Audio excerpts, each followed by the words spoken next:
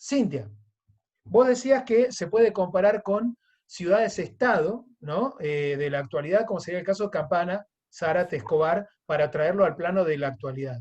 Es un buen ejercicio, es un buen ejercicio para hacer con los chicos que no tienen todavía este concepto de ciudad-estado independiente. Es un muy buen ejercicio para que entiendan las diferencias que hay entre uno y el otro. ¿Sí? Ahora, si queremos marcar, si se quiere, un paralelismo más cercano, el que se usa tradicionalmente es la comparación con los pueblos mayas. Nosotros sabemos, ¿ustedes con quién tienen colonial? Con Oscar, ¿no? Sí, con Oscar. Pero Oscar saltea esa parte, arranca de más acá, arranca de España, me parece, tengo entendido. Bueno, no sé. Algo No, nos dio, dio, dio, dio algo de eso, sí, dio sí. de de Incas, mayas y Aztecas. aztecas. Perfecto. Como habrán visto entonces, la diferencia enorme entre mayas y aztecas es que los aztecas consolidan un imperio centralizado, un azteca a la cabeza, y los mayas no. Por eso hay una conquista del pueblo azteca y una conquista del pueblo inca, y no hay una conquista del pueblo maya, porque ¿a quién conquistás? ¿No? Son un montón de ciudades-estado independientes con vínculos culturales de fondo. Vínculos culturales de fondo. Entonces, Cintia, tratando de responderte, es un buen ejercicio para aplicar a los que no conocen el tema, como para acercarlos, pero después es necesario hacer el salto de calidad a la ciudad-estado independiente. Porque si no queda la sensación de que sería más o menos como la actualidad y puede dar a confusiones para su Sí, ellos discurso. no tenían un Kicillof. No tenían una Axel, no tenían una Axel. Claro. Tenían otras cosas, ¿no? Ni mejores ni peores, pero tenían otras cosas. Relacionándolo un poco con lo que pregunta César, y te agradezco entonces, Cintia, que me hayas dado el pie para esto. César, en cuanto a el criterio de qué los hace sumerios, es decir, cómo los definimos, más que el qué los hace civilización sumeria, es decir, por qué los estudiamos como los sumerios, hay un quién los hace sumerios. Es decir, ellos no se andaban por el mundo presentando como sumerios, sino que cada uno se presentaba como de su ciudad. Y ahí sí tenemos otro paralelo para hacer como los griegos. Nosotros le decimos los griegos, pero entre ellos no se decían los griegos. Yo soy ateniense, yo soy Ellos se espartano. decían los cabezas negras, decía en el texto de Ocaña También, Jiménez. también, pero ahí vas. Es decir, no hay una cuestión de autoproclamación de civilización sumeria. Es una cuestión de facilidad del autor que lo interpreta para encasillar un grupo. Nosotros tenemos esos problemas todavía en la actualidad, César, y por eso me gustó que hayas insistido en el tema para motivar a esta otra punta. Nosotros en la actualidad, ¿qué somos? ¿Latinoamericanos? ¿Sudamericanos? ¿Hispanoamericanos? ¿Quién lo Todo define? eso, El todo eso. autor, somos todo eso y más. Y somos americanos, y somos argentinos, y somos porteños, y somos. Entonces lo que lo va a definir es el autor que quiera dividir eso para estudiarlo. Si quiere estudiar, que yo, las influencias de los pueblos romance, ¿no? Francia, Portugal, España, en América, va a tomar por el lado del latinoamericano, ¿no? De las lenguas derivadas del latín. Si lo quiere tomar por el lado de cuestión geográfica de desarrollo, su desarrollo, es mucho más probable que lo tome por América del Norte, América Central, América del Sur. Ya te digo, no hay una absoluta coincidencia entre los autores porque depende de lo que querés revisar. Si vos me preguntás a mí y me apurás ahora, lo que los define como sumerios es en realidad que tienen enorme cantidad de coincidencias culturales y de interrelaciones. Ahora, con el correr del tiempo, a ellos se les van a sumar los acadios, que tienen una lengua casi exactamente igual. Es decir, para que entendamos esto, los acadios tienen adaptaciones del estilo de el jeringoso, ¿no? Como que le meten ahí algunas palabras propias, pero que no dejan de significar lo mismo ni sonar parecidas que lo de los demás. Y este tipo de hurtos culturales se van a dar no solo en la Mesopotamia, sino históricamente. A ver, nosotros lo vemos con el caso de griegos y romanos, cuando lleguemos. Los romanos les afanan todos los dioses a los griegos. Todas las atribuciones. Júpiter es Zeus. Júpiter es Zeus. Venus es Afrodita. ¿No? Y así vamos viendo cómo cada uno se va chafando y va llevando cosas culturales. Entonces, en este momento les podemos decir sumerios por esas cuestiones que yo te decía, culturales y de conexión, pero después cuando sumamos a los acadios, y entonces que los acadios también son sumerios, y culturalmente sí, culturalmente sí. Entonces yo no te lo puedo responder con un absoluto porque te estaría faltando el respeto. Es decir, me encantaría tenerte una respuesta por esto, y sigo. Pero lo cierto es que no, no la hay, no la hay. Así que bueno, sé que traigo más confusión que certeza, pero prefiero eso que el bolazo, César, disculpa. No, pero es más o menos lo mismo que hablábamos al principio. Al principio, cuando empezamos la charla de hoy, Sí. es más o menos el concepto que diste. Y es que es una cuestión de tensión, y además que otra cosa es cómo lo definís vos y otra cosa es el sentir. Ponele que nosotros decimos, bueno, pero ellos hablaban una lengua, la región era conocida como Sumer, bien podrían haber sido sumerios. La cuestión es cómo se siente el que está ahí. Es decir, no sé, Gonzalo, ¿vos te considerás un hermano sudamericano de Chile? Chileno de mierda, ni pedo. Bueno, ahí está. Es decir, una cosa es cómo te encasilla el autor por una cuestión de análisis, y otra cosa es lo que realmente de manera efectiva después se puede armar o no. Lo que se puede armar o no. ¿No? Perdón, agarré a los hermanos de Chile porque fue lo primero que se me ocurrió, no tengo nada con Chile. La idea es entonces poder. ¿Cómo, Mayra? Un estadounidense, si somos parte de América, nos van a decir que no, por ejemplo. Ellos somos americanos. Ellos son los americanos, ¿no? Claro. El estilo de vida americano. Y en Guatemala no viven como vos. No, claro. En Guatemala no viven como. No sería el estilo de vida americano. Es el estilo de vida, si se quiere, norteamericano, tampoco, porque está Canadá. Canadá es otra cosa. Claro, pero bueno, ¿viste? Y sí, y anda a discutírselo. Entonces, ¿te sentís o no? Y se asentó la idea, a bancarla o a discutirla. Bien, ¿alguna duda más con lo que venimos viendo hasta ahora? ¿O le damos continuidad al PowerPoint? No, está bueno, se entiende. Vamos pues. Seguimos con la Mesopotamia, habíamos llegado hasta esa división de los pueblos sumerios, y esto, si podemos, ya lo cerramos hoy y nos metemos con alguna discusión más liviana de Sumer para presentarlo para la que viene. En un momento el F5 dejó de funcionar. Ahí está, ¿no? El chabón quería. Bien, acá estamos. Mesopotamia, habíamos llegado hasta aquí. Bien. La cuestión de vincular a la geografía con la historia también nos da definiciones de orden social, de organización social, ¿no? ¿Cuánta gente puede destinar al trabajo de la tierra en tierras áridas?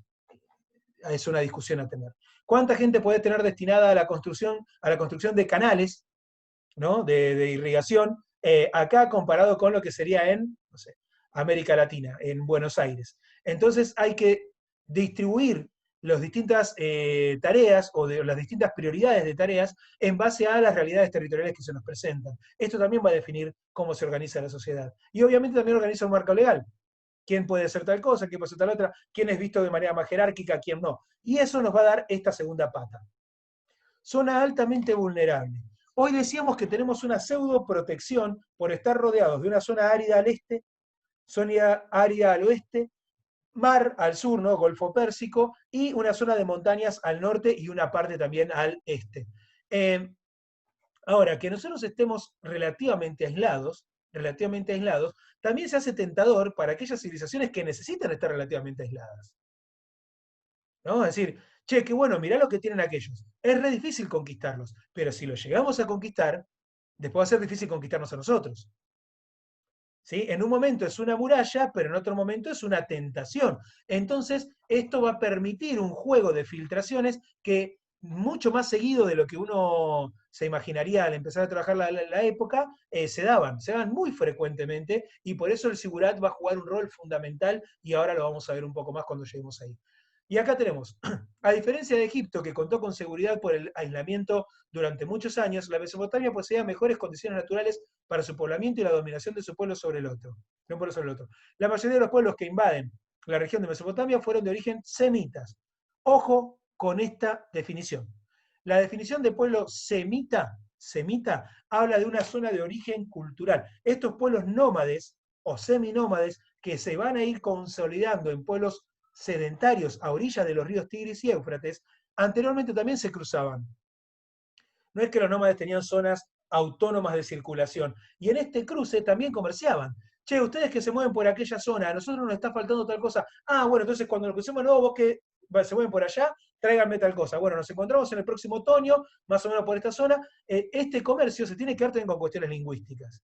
Estas cuestiones lingüísticas, que también traen aparejadas cuestiones religiosas, ¿no? Porque, che, la verdad es que no encontramos animales en esta que fuimos por allá. Ah, mira, nosotros le rezamos a tal deidad, y cada vez que le rezamos, siempre que lo encontramos, entonces le empezamos a rezar a eso, y si la casualidad o el poder divino real, no lo sabemos nunca, hacen que aparezcan esos animales, esas cosas van a tener continuidades, ¿no? Entonces, esta cuestión de la afinidad cultural que se encuentra entre estos pueblos le va a dar el título de pueblos semitas.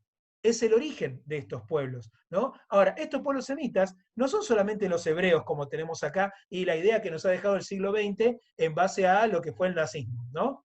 Nosotros decimos Alemania, nazi, antisemita. Antisemita necesariamente antijudío. Ser antisemita es mucho más que ser antijudío. Es mucho más. Entran los árabes, entran los sirios, entran los acarios. Es decir, es un abanico mucho más amplio porque es la Mesopotamia.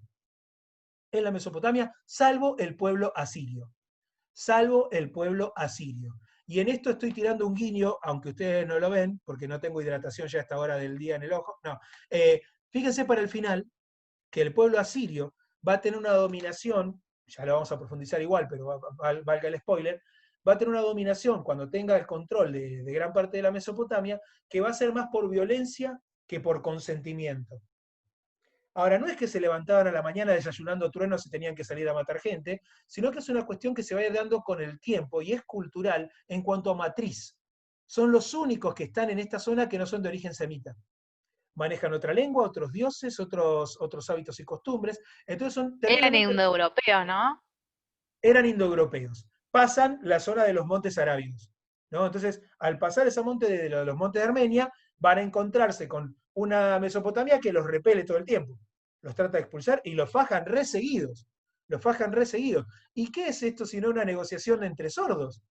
¿No? Es decir, si yo tengo que negociar con alguien que no me entiende, no me escucha, qué sé yo, llega un momento donde nos ponemos. ¿Cuándo uno grita en una relación? Cuando creo que el otro no me entiende. ¿No? ¿Cuándo aparece la violencia física? Cuando veo que no puedo resolver el problema. Bueno, esto es lo mismo, ¿no? La civilización de los asirios va a tener la mayor cantidad de violencia documentada en la zona de Mesopotamia porque tiene una matriz cultural diferente. Clave, clave. Bien, ojo entonces con esto de los pueblos semitas. En base a esto entonces les quería traer un ejemplo. Si nosotros nos ponemos a ver a Egipto, Egipto, por las condiciones geográficas, también va a tener mucho que ver con esta situación. A ver, como acá tenían muy seguido invasiones, estaban muy acostumbrados a que cuando vencían a estos invasores, en el caso de vencerlos, o cuando eran sometidos por estos invasores, uno de los dos partes pasaba a ser esclavo del otro. Ser esclavo es una connotación que tiene que ver con cada uno de los espacios donde aparece la categoría social. No es lo mismo un trabajador de la construcción en Argentina que en China que en Alemania. ¿No? No es la UOCRA no es un gremio internacional. ¿No? Entonces, decir que, bueno, estos son trabajadores de la construcción, en todos lados son iguales. Y no. En Francia tenían los masones, que eran los que crearon, los Mason, que eran los que crearon las logias más importantes del mundo. ¿No? Y no eran tipos que se dedicaban solamente a levantar paredes, sino que tenían estudios, fundamentos, una cosa tremenda. Entonces, en Egipto, la categoría de esclavo es una categoría que estaba vista con otros ojos que en el resto de los países, y vamos, de los países, de las civilizaciones de la época. Y tiene un porqué de ser. A ver, es muy poco probable, como tenemos acá al frente, a diferencia de Egipto, que contó con seguridad por el aislamiento durante muchos años, era muy poco probable que alguien se largue a tomar Egipto. Primero porque no es tan tentador como Mesopotamia, que tiene 2 ríos más cortos, con dos grandes inundaciones anuales, con mucha zona para sembradío. El Nilo es una porquería. El Nilo es un hilo que aparece por el medio de África y desde el lago Victoria hasta el Mediterráneo, que tiene una inundación grande y en el mejor de los casos 2 durante el año, que tiene un limo que es muy escaso para la población. Entonces no era una cosa de, che loco, pasemos el desierto del Sahara, ¿no? Crucemos todo el desierto del Sahara para conquistar esas tierras que están peores que nosotros. Entonces, ¿quién corno haría una expedición de este estilo? Entonces, no había una práctica del esclavo por guerra. Sí existía el esclavo por deudas. Cintia me debe guita, Cintia la forma de pagarme es laburando años para mí. Depende de la guita, la cantidad de años que labure. La esclavitud por deuda, vamos a ver que se va a adaptar a distintos lugares. Por ejemplo, puede tener que ver con cuestiones familiares, ¿no? ¿Qué sé yo? Yo le debo a Cintia, no sé, le pedí 200 lucas, y ya es una cuestión que se toma como práctica social. Yo tengo 4 hijos. Le pedí a Cintia 200 lucas porque no les puedo dar de comer a los pibes. Cintia me las presta. Ni a palo se las puedo devolver, ¿no? Me la comí, la guita, la timbié, no sé, no se la puedo devolver.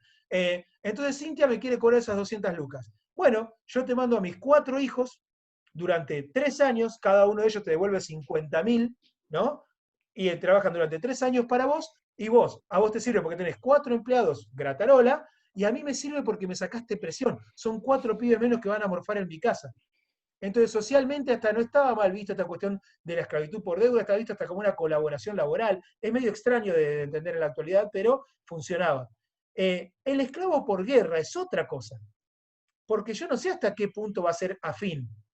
En la Mesopotamia se tenía bien esta práctica de los esclavos, entonces, perdimos, che, bueno, yo soy esclavo tuyo, voy a trabajar la tierra como trabajaba ayer, decís vos, dale, allá voy y voy a trabajar. Es decir, no había cambios estructurales, no es que te comes más latigazos de yapa, mientras cumplas con las dosis diarias, se alcanzaba. En Egipto, cada vez que tomaban esclavos, no sabían qué hacer con los esclavos, porque no estamos acostumbrados a tener esclavos. Es como el que nunca tuvo servicio doméstico en la casa y de golpe tiene, no sé si a alguno le ha pasado o trabaja en servicio doméstico y ha tenido que ir a una casa donde nunca lo tuvieron, te encontrás con la situación de que hay toda una situación, todo no está muy claro bien qué va a pasar acá, ¿no? A mí me pasó, porque mi vieja, la primera vez que fue una señora que la llevamos a limpiar a su casa, mi vieja se puso a limpiar antes por el qué diría la chica cuando veía la casa. Pero vos sos boluda, vino a limpiar la chica. Pero ¿qué va a decir? ¿Viste que la...? Ah, bueno. Bueno, entonces es una cuestión que está vinculada con la falta de hábito. Con la falta de hábito. La cuarta vez que fue a limpiar a la chica ya le dejaban los platos de un día para el otro, ¿no? Ya se hacía la boluda. Pero en el primer momento hay una extrañez. Entonces, ¿qué pasaba con estos esclavos? ¿Lo puedo tener como empleado doméstico? ¿Preparándome la comida? ¿Haciendo las camas de la familia? Te puede meter una víbora abajo de la sábana en cualquier momento este bicho. ¿Sí? ¿Quién es este esclavo que está acá, que no habla mi idioma, que no tiene mis hábitos de costumbre, que le reza a otros dioses? Yo no lo quiero acá dentro de casa. Bueno, mandémonos a trabajar las tierras de cultivo. Pero pará, primero estos chabones van a comer. Hay que hacer más comida que antes, porque tenemos esclavos. ¿Y quién te dice que estos tipos mañana no se enojan con nosotros porque son esclavos y nos prenden fuego todas las cosechas? ¿De qué comemos?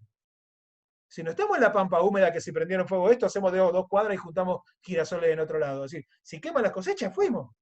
Bueno, entonces no pueden trabajar en la ciudad, no pueden trabajar en el campo. ¿Dónde los mandamos a trabajar? Y que hagan pirámides. La lógica de la construcción imperial tiene una relación directa con el fenómeno geográfico. Si te pones a cruzar datos, al esclavo no lo podés tener en un lugar cercano donde está el resto de la población tradicional. Entonces lo mandamos al medio. Fíjese dónde están siempre.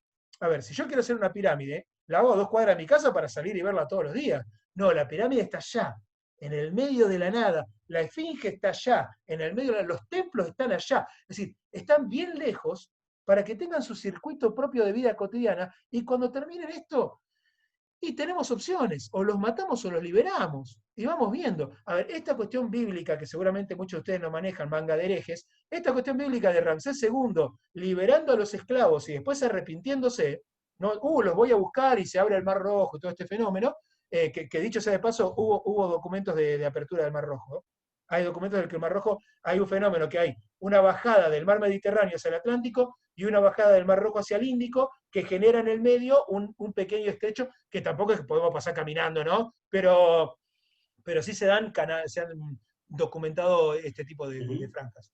Bueno, entonces decíamos, cuando Ramsés II libera a los judíos, no es porque hubo 7, 10 plagas y qué sé yo, capaz las hubo, no sé, pero digo, los hubiese liberado igual. Porque si no, terminaron de hacer lo que yo les pedí, que eran estas pirámides, estas mastabas, estos monumentos, y si los sigo teniendo acá, les tengo que seguir dando de comer. Tengo que poner presión sobre los trabajadores egipcios para que generen alimento para mantener a estos tipos que están allá, y no los quiero acá. La liberación de los esclavos era bastante tradicional. El caso de Ramsés es emblemático porque tiene relación con la Biblia, pero era mucho más común. ¿Se entiende más o menos a lo que quiero llegar? Es decir, esclavo no es lo mismo en todos lados. La función del esclavo no es la misma en todos lados y tiene que ver obviamente con condicionantes que están forzados por la geografía. Y obviamente cómo la sociedad se banca ese tipo de adaptaciones. Bien, ¿Avanzó? ¿Dudas? ¿No? Excelente. ¿Alguno que tenga algún conocimiento teológico y quiera aportar ahí una cuchara que es el momento? ¿No? Qué manga de moscovitas. Bueno, vamos a avanzar. Esta es otra propuesta que les traigo. Acá nosotros lo que vamos a tener que organizar mentalmente es cómo les va a convenir trabajar asincrónicamente. Es decir, si nosotros tenemos que empezar a trabajar todas estas civilizaciones, esto que empezó hoy ya no frena, tienen que empezar a ver de qué manera les sirve mejor ordenarse para ver los momentos de conexión entre las distintas civilizaciones y cómo lo que pasa, no sé, por ejemplo, con los fenicios termina afectando o teniendo impacto con lo que pasa en Mesopotamia, porque los fenicios le vendían a los mesopotámicos y también le vendían al Mediterráneo. Entonces, es necesario que empiecen a cruzar la info. Es necesario que empiecen a cruzar la info. Yo acá lo que voy a hacer es una serie de sugerencias. Primera de ellas, no usen este tipo de líneas de tiempo. No usen este tipo de líneas de tiempo porque si bien te los enumeran como datos, te entran como datos en el marulo, pero no te dan la sensación de continuidad o de coexistencia entre las distintas civilizaciones. ¿Sí? Así que, ¿por qué les digo esto? Porque si ustedes googlean línea de tiempo Mesopotamia, esta es la primera que aparece. Esta es la primera que aparece. Tachame la doble. Tachame la doble. Como herramienta práctica, no nos sirve. Bien. Es necesario que nosotros demos la importancia geográfica que tienen las civilizaciones fluviales. Civilizaciones fluviales. Hoy yo vivo en el medio de la Patagonia. No tengo agua potable en el medio de la Patagonia. Seguro mi municipio se ha encargado, o el Estado, de llevar una tubería de agua potable hasta la zona. Eso en la antigüedad no existía. Entonces, esto nos va a dar el foco del por qué hay tantas contiendas. No, porque uno dice, pará, la población de esa época, cuando vimos la problemática población-recursos, ¿no dijimos que la población era prácticamente inexistente en cuanto a los recursos que hay en la Tierra? Sí, pero los espejos de agua son muy pocos. Hay poco, si no me acuerdo mal son 52, pero sé que son un poco más de 50 los ríos que pasan los 2000 kilómetros en el planeta. El resto son todos ríos cortos. Son todos ríos cortos. Entonces, cuando hay un río que tiene un buen caudal y que yo sé que me dan un par de buenas inundaciones al año, hay enormes disputas por el territorio. Enormes disputas por el territorio. Y eso va a pasar, como vimos acá, en China, ¿no? El río Amarillo, etcétera, en la India, ¿no? Con el Ganges y compañía, en Mesopotamia, con lo que acabamos de ver, y en Egipto con el Nilo. Son los casos emblemáticos y no es casual que sobre esos ríos, a ver esos ríos, aparezcan las civilizaciones más antiguas. Aparezcan las civilizaciones más antiguas. Es decir, vamos de nuevo, y perdonen que peco de perseverante con esto, tenemos que bajar la guardia a los que nos interesa más la historia que la geografía para poder aprender cosas que nos pueden ayudar. ¿Sí? Sé que es muy difícil a los que venimos a buscar historia que nos, y me tengo que bancar la geografía, ¿no? Empecemos a abrazarla, agarrémoslo de a poco, esto es como todo lo que no nos gusta hacer y con el tiempo sabemos que te va a ayudar, como hacer ejercicio. Bueno, vamos a pasar al próximo nivel. Acá tenemos una que es bastante más útil. Bastante más útil. Obviamente no así para la cuestión de la distribución. Acá te mete Egipto, China, India y Mesopotamia como si fuese todo una, como si fuese todo lo mismo, ¿no? Y en realidad acá hay coexistencias. Esta línea de tiempo yo la dividiría. Esta línea de tiempo yo la dividiría. ¿Por qué? Porque los que les decía hoy, cuando cae el periodo sumerio de su auge, empieza el acadio, pero los sumerios siguen. Los sumerios siguen. Lo mismo va a pasar con el babilónico. Cuando está el auge de Babilonia, los acadios siguen existiendo. Y este tipo de líneas de tiempo nos dan la sensación de que empieza, termina, empieza, termina, empieza, termina. ¿Sí? Entonces, esto está bueno para comparar sincrónicamente, pero los invito a hacer su propio mapa en el que puedan subdividir las civilizaciones. Y listo. Listo. Bueno, listo con este. Nos vamos con... ¿Cómo estamos de tiempo? Sí, que no, arrancamos. Vamos a arrancar un poco con Sumer, ¿sí? Total, si alguno está cansado, qué sé yo, después tiene tiempo de hacerlo, perdón, de desgrabar la clase. Perdón, quise decir. Para evitar polémicas en cuanto a cuándo aparece la civilización sumeria, nosotros no tenemos ninguna duda de que en el 3000 a.C. ya hay civilización sumeria, ¿no? Es decir, para no caer en esta de 4000, 3700, 3100, 3000 es un lugar a salvo, ¿no? Del 3000 en adelante estamos a salvo. Hasta el 2350 vamos a tener el auge, insisto con esto. Ahí lo que vamos a tener es el paso del centro político de la civilización sumeria al pueblo acadio, ¿sí? Pero no es que Sumer desaparece. Soy perseverante con esto, sí, lo sé. Diego Montiel, ¿querías decir algo? Diego. Auge igual a... Sí, perdón, no podía encender el micrófono. Auge igual a hegemonía. No, no, porque en realidad en ese momento, al ser los primeros que se asientan en el lugar, no tenían que ejercer hegemonía sobre ningún otro. Es un momento de apogeo. Nunca estuvimos mejor ni más autónomos que ahora, ¿no? Este es nuestro momento de gloria. Después de esto aparecen otras competencias. Hay quienes dicen que el segundo surgimiento de Sumer, ¿no? Esta segunda hegemonía, esta primavera de Sumer, incluso va a ser boicoteada desde adentro porque estaban mejor cuando eran sometidos, ¿no? Esta cuestión siempre del enemigo interno, ¿no? En Argentina lo tuvimos en 1810 a Mariquita Sánchez de Thompson velando para que nos controlen los ingleses. Vamos, en la actualidad, Puerto Rico pidiendo que Estados Unidos lo controle. No digo todo el pueblo puertorriqueño, pero una gran parte estuvo de acuerdo. Escocia pidiendo seguir bajo el ala de Inglaterra, ¿no? Estas cosas que uno diría, ¿quién no quiere ser independiente? Y si yo soy hijo de Pérez Compán, no quiero ser independiente, papi, quiero que me pase la tarjeta de débito, ¿no? La independencia tiene que ver con de quién dependo, ¿no? Es una discusión a tener. Cintia, venís de los Sí, Pérez Compán. aparte, por Dale. ejemplo, por el tema de Escocia, quedar despegado de Inglaterra para los escoceses con los limitados recursos que es Escocia, porque digamos que geográficamente los tipos no tienen mucho, así que les Claro. conviene seguir pegados a Inglaterra. Y ahí está, entramos de nuevo con esta cuestión de que decimos de conveniencia y recurso. Lo que yo decía del caso de Pérez Compán es, me conviene y el recurso económico de mi viejo, ¿no? Es una ecuación bastante simple, aunque éticamente pareciera lo incorrecto. Éticamente siempre parece que lo correcto es la independencia. Y la verdad es que la independencia es una forma. Es una forma. Depender no es algo malo. Depender no es algo malo. Depender absolutamente es algo que te condiciona. Pero la dependencia interdependiente, qué sé yo, es una discusión. Bueno, nos vamos acá entonces con la civilización sumeria y vamos a ubicarla de nuevo acá en el mapita. No sé si ustedes lo ven bien ahí. Yo corro acá, porque si no después no lo veo yo.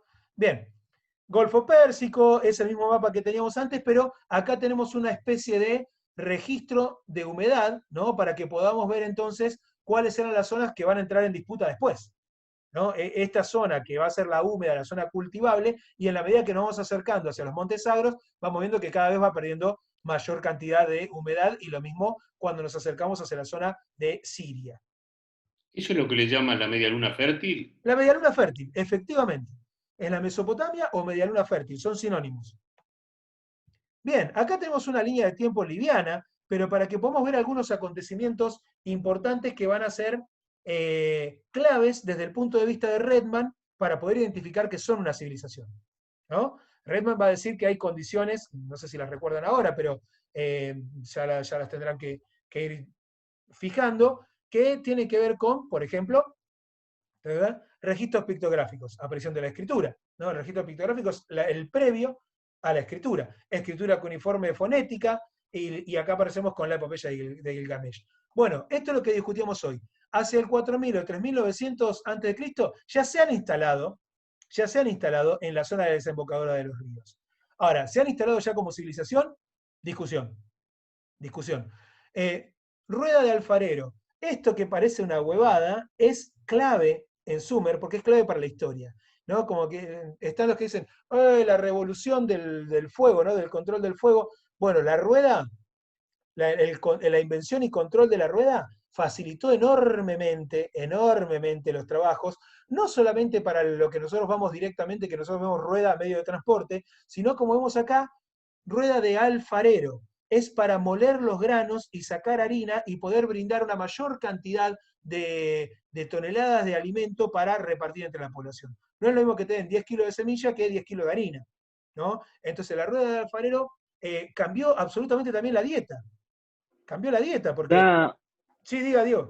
perdón, da indicio a que había muchísima gente ya a la que alimentar.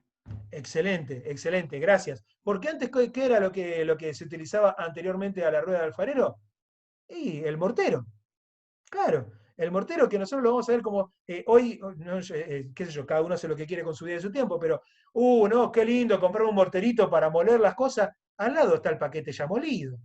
Y te sale lo mismo. Ah, pero tiene lo suyo, no. Y sí, te perdés más tiempo. Bueno, esta cuestión de los gustos, ¿no? Que tiene que ver con la falta de capacidad de un desarrollo técnico que no permitía otra cuestión. Bueno, la rueda de alfarero, clave, clave. Hacia el 3500 entonces decíamos Uruk, una de las ciudades más importantes. Para los que les gusta la cuestión de Tolkien, ¿no? De El Señor de los Anillos, etc., gran parte de su inspiración está en los pueblos sumerios y en los pueblos asirios, ¿no? La forma del ataque militar y todo que va a sacar, después lo vamos a ver cuando veamos Asirio, van a decir, este es el abismo de él. Bueno, acá tenemos a los Uruk-hai, ¿no? No sé si los habrán visto, nunca vieron El Señor de los Anillos, me están dejando el sol. Los grandes, los poderosos, los fuertes, no los que tienen la cara con una mano blanca de Sauron, son los Uruk-hai. Empecé ¿no? a ver la primera y duré 20 minutos y la saqué. No me llamó. Lo bien que me caías, lo bien que me caías. Bien, no importa, todos podemos tener mal gusto, Gonzalo, no te da problema. No, te odio. Yo Ahora, termino la clase y me voy a verla desde el principio. por favor, y maratón, y con el Hobbit de precuela. Peliculazo. Con el Hobbit de precuela. Bien, acá estamos Saga. entonces con la aparición de la escritura, vamos a tener la primer gran epopeya escrita del mundo occidental, que es la epopeya de Gilgamesh, ¿no? O de Gilgamesh. También lo vamos a encontrar como el poema de Gilgamesh. Es clave estudiar esta epopeya porque nos va a dar indicios de... alguien puso que el Hobbit es muy mala, no me bajó la presión, no importa, salgo acá, Alina, te vi. Acá vamos a tener entonces esta discusión. ¿Qué es la epopeya de Gilgamesh? Es la base de la mitología que otrora era solamente de difusión oral, a un libro. Está documentado. Está documentado. Es una cosa revolucionario para la época y para la actualidad también. Pero vamos entonces a ver un poquito de esto. ¿Cómo se organiza el poder en Sumer? Habíamos hablado de los Sigurat y ahora le vamos a dedicar un minuto más. Hay una división de poderes que no es una cuestión que tiene un marco legal, no es que es republicano y que son ejecutivos, legislativos y judiciales, sino que se va a distribuir en dos grandes personalidades, como son el Ensi, que es un líder administrativo y más que nada religioso. El Ensi es el gran líder, y el Lugal. El Lugal es el que se va a encargar de organizar el ejército, y al organizar el ejército también organiza las tierras y su distribución. Porque dice, el ejército puede controlar hasta acá. Entonces se pueden distribuir todas estas tierras, ¿no? Entonces, por más que el ENSI se encargue de la administración, de a quién darle estas tierras, también tiene que ver con cercanía, con cuán numerosas eran las familias y un par de factores que son determinantes. Cercanías a las aguas, ¿no? No es lo mismo que te den un terruño qué sé yo, a 300 metros del agua que te den uno a 4 kilómetros del agua. Andá a buscar los Valdebó, ¿no? Diego, decías algo. ¿Eran una sola persona o era un puesto y un conjunto de personas que ocupaban el puesto, el Ensi y el Lugal? Excelente pregunta, Diego. El Ensi es una persona, el Lugal es una persona. No son la misma, pero tienen afinidades. A ver, el Ensi tenía gran influencia a la hora de decidir quién iba a ser el nuevo Lugal, y el Lugal tenía gran influencia a la hora de decidir quién iba a ser el nuevo Ensi. ¿Sí? ¿Se entiende? Sería como un rey y un primer ministro, digamos, más o menos. Sí, o como... Pero sin que lo elija nadie, no como ahora en las monarquías parlamentarias, sino que lo ponía a dedo el rey. Sí, a ver, ¿qué otra se me puede ocurrir? O como un presidente y los medios de comunicación, ¿no? Uno balancea también qué atribuciones va a tener el otro, más o menos, y van jugando esta tensión continuamente que de alguna manera nos beneficia a los dos, pero estamos controlados, estamos controlados. Y me gustó igual la del primer ministro, te la voy a robar. Si ves que lo uso en otra clase, no te pago los derechos de autor. Bien, el ENSI y el LUGAL entonces son fundamentales, fundamentales. Uno la fuerza de choque, y el otro la parte mística. La parte mística es clave. Este es un sigurat, ¿no? Cuando digo me hablo de la institución, no, este es un sigurat, no. Este es el ENSI. Esta es la figura del ENSI. El ENSI es una figura que roza muy cercanamente lo mitológico. Lo ven solamente en el pueblo en el momento de la asunción. Es decir, el tipo que el día que asume, hay una festividad, lo pasean por las calles, qué sé yo, lo muestran al chabón, lo carean, y después lo suben por esta escalerita loca,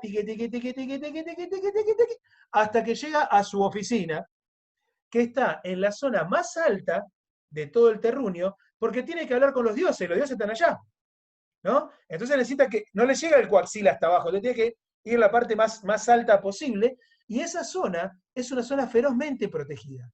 Nadie más va a ver al ENSI. Nadie más va a ver al ENSI. Entonces hay generaciones enteras. ¿Cómo, perdón?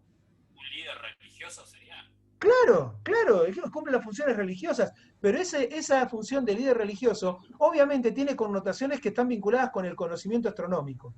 A ver, si venía el ENSI y te decía que como tenía todo un séquito, no es el edificio de Conan, tiene todo un séquito de sacerdotes, ¿no? Que trabajan con él. Los sacerdotes más que nada se dedican a estudiar la astronomía. Pero no porque, qué ganas de dormir de día y de noche ponerme a mirar fijo esos puntitos brillosos del cielo, sino porque el conocimiento es poder, lo sabemos desde siempre, y lo que hacían era, en base a eso, empezar a reconocer cuándo era el cambio de las estaciones, por ejemplo. Y entonces podían salir a decir, el ENSI acaba de hablar con los dioses y dicen que este mes va a haber grandes lluvias, así que es el momento de sembrar. Y todos, mirá que venimos medio seco. El ENSI dijo, claro, los chabones sabían que venía la época de las lluvias, por una cuestión de conocimiento astronómico, ¿no? Entonces empezaron todos a sembrar, qué sé yo, y de golpe, cae la lluvia. ¡Boludo, la rompe! ¿No? Miren que va a venir la sequía, cosechen porque tal cosa. Bueno. Entonces, como venían los sacerdotes a tirar lo que los dioses habían mandado, eso te da poder, porque la gente te cree, ¿no? Y más aún, el mejor caso que les podía llegar a pasar era que venga un eclipse.